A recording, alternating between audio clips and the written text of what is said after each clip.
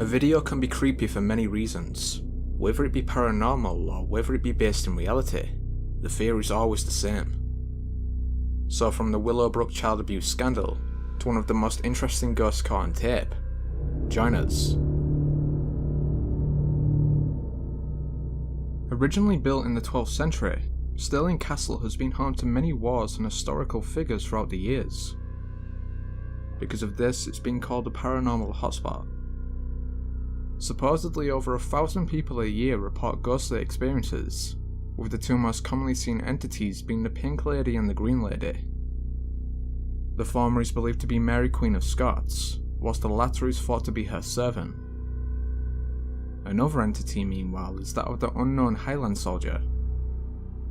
One of the most interesting accounts revolving around this figure came in 1956, when a photographer visited Stirling early in the morning.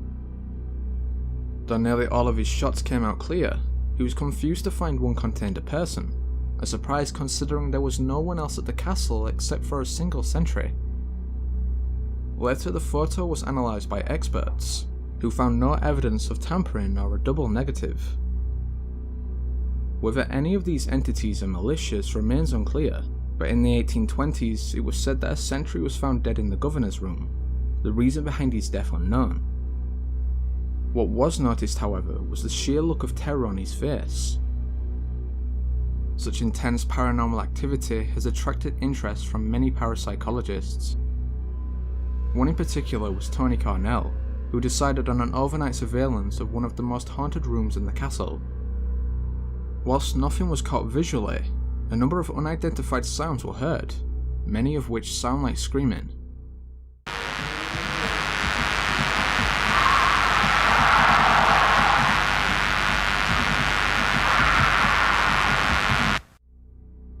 Is it possible then that these screams are echoes from the castle's terrible past, or the cries of spirits trapped in our world? Born in 1957, Jeannie was the last born of her parents' 4 children, the first 2 of whom died. After her grandmother died in a car accident, her father, who shared a strange relationship with his mother, had a further breakdown after years of instability, and moved his family to her isolated cabin. Here he confined Jeannie upstairs whilst the rest of the family slept downstairs, routinely leaving her on the toilet in a makeshift harness for around 13 hours, before placing her in a crib with a metal screen cover. If she ever made a noise during this time, her father either beat her, acted like a dog, or grew his fingernails out to scratch her. Besides this, Jeannie was fed as little as possible, whilst her room was kept extremely dark, with the only available stimuli being the crib, limited furniture and 2 plastic rain jackets. Jeannie's mother and brother, meanwhile, were often beaten as well, with the rule that they were forbidden from leaving the house. To ensure their obedience, her father remained equipped with a shotgun at all times. However, when Jeannie was around 13 years old, her mother demanded she be allowed to call her parents, to which her father eventually relented. 3 weeks later, she decided to apply for disability benefits for her partial blindness, but due to her condition, accidentally entered the social services next door. When the social worker noticed Jeannie's malnourished appearance, and then discovered her age, she immediately called the police. Her parents were thus arrested while she was sent to a children's hospital under the care of physician James Ken. He later commented his initial examination of Jeannie revealed the most severe case of child abuse he ever encountered. Most simply put, she was both mute and somewhat feral, with the mental age of a 13-month-old child. One of the many symptoms of this was extremely weak motor skills. These unstable movements led to Jeannie's characteristic bunny walk filmed here. The footage has been noted for its depiction of an entirely damaged child.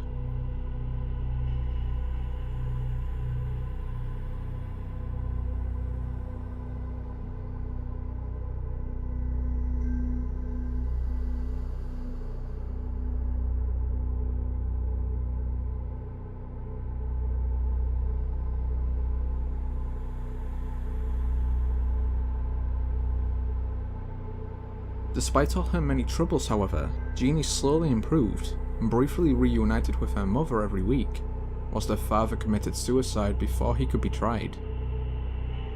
It should be noted though that she never overcame all her problems, nor was her life perfect. For the majority of time spent in and out of hospital, she was treated more like a test subject than a child. Whilst after Jeannie left her primary foster parents, she was placed into the hands of a number of abusive carers, before finally being removed. Nowadays, she lives within an unknown location in state care, seemingly quite happy. An independent filmmaker, Daniel Hobbit had long been determined to capture the existence of the paranormal on tape. To achieve this, he and alleged psychic Noni Fagat travelled around haunted locations for free of charge, but never caught clear evidence. Then in September 1989, he was contacted by the Morpax couple in California, who claimed to have experienced a number of strange events. These included the usual hallmarks, such as strange smells, disembodied voices or crying, and doors opening and closing. Interestingly, nearly all of this activity emanated from the couple's guest bedroom, of which they both refused to enter. As such, Hobbit entered this hotspot and immediately felt a person stood beside him, before he was suddenly compelled by an unknown force to focus on a particular painting. At this moment, a mysterious black apparition started to form in the corner of the room. Hobbit's resulting footage has been credited for the capture of the ghost reflection, a rarely seen phenomenon.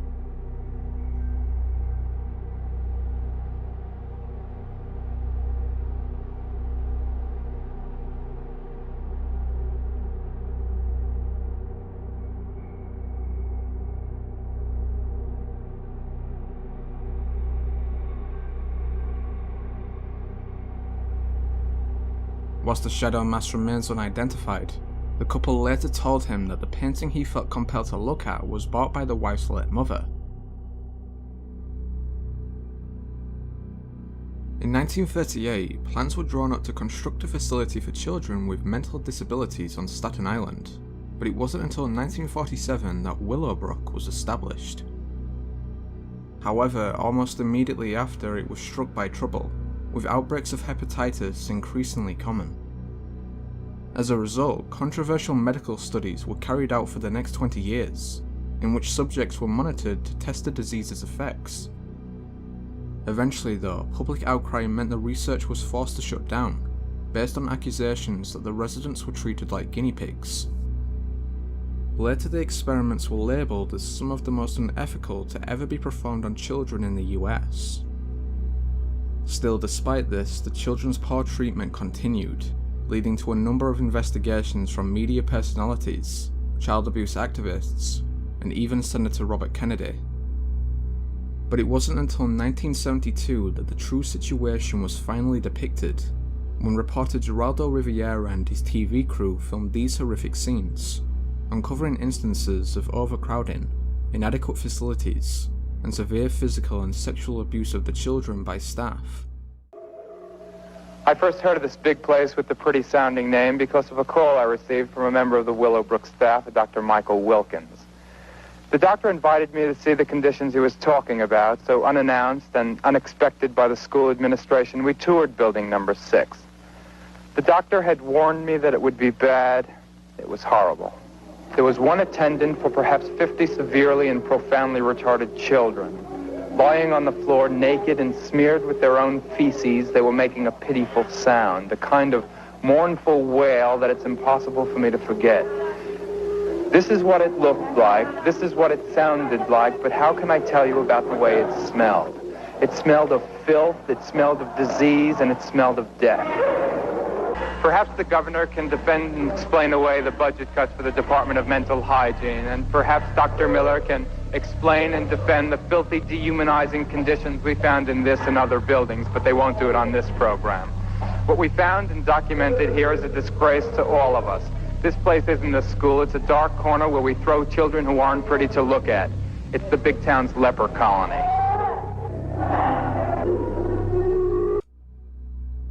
Yet even with this coverage, it took another 15 years before Willowbrook was finally shut down, Rumours of what truly happened there remain, but the truth is likely to never come out.